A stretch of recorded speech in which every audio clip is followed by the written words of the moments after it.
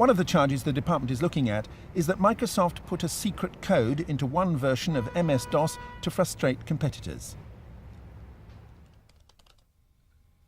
Andrew Schulman is a computer writer who's an expert on DOS.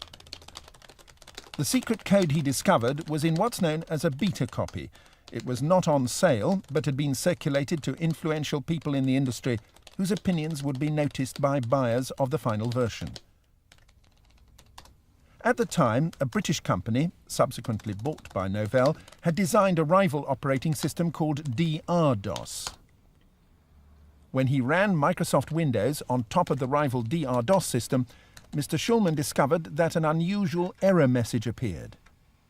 This message, it said, may have frightened off potential customers and persuaded them to stay with the apparently more reliable Microsoft products.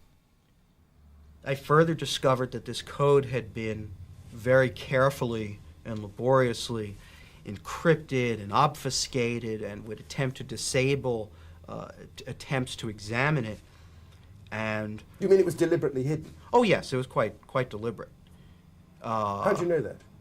Well, I subsequently talked to the programmer who wrote the code, who certainly didn't deny. Really, Microsoft doesn't deny that this code exists or that it does what I and others have said it does. I mean, they simply give a different explanation for why they did it. Our intent was to do precisely what the code does, and that was to bring to the attention of the user the simple fact that Microsoft's operating environment product, its Windows 3.1 product, is designed by Microsoft to run on top of Microsoft's MS-DOS.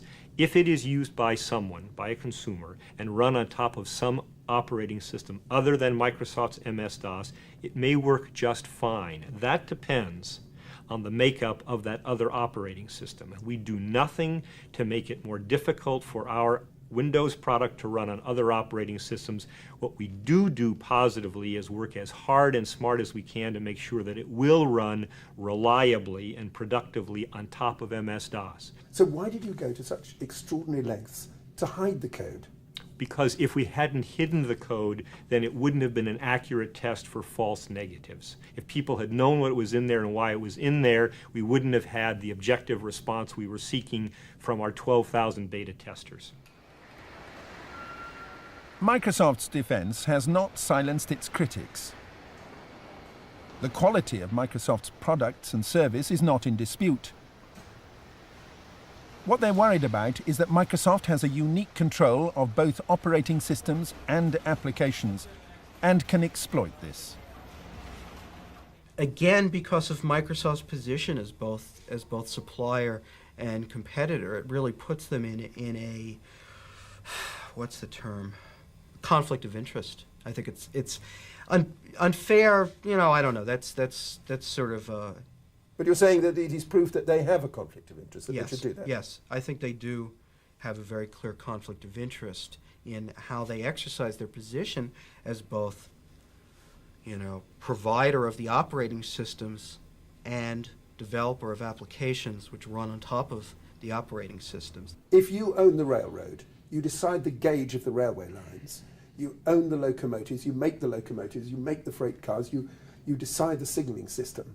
How can anybody else compete fairly with you in the marketplace? There is enormous competition with Microsoft in the marketplace. In the operating system marketplace, there is competition from the likes of Apple Computer, IBM, the joint venture made up of IBM and Apple, and now Hewlett-Packard is an investor in this outfit called Taligent, which is coming out with a new operating system. There's competition from Sun Microsystems software subsidiary and its product called Solaris. There is competition from NextStep, which many people consider to be a redoubtable operating system. There is all the competition from the many flavors of the Unix operating system developed years ago at Bell Laboratories and preferred by engineers and architects in many scientific applications. But you're talking about competition between the freight cars and the signaling system and the locomotives. I'm talking about the basic language of the whole system, the railways, the gauge, the people who decide the gauges. No one has control over that. The only thing that we have control over is our ability to innovate.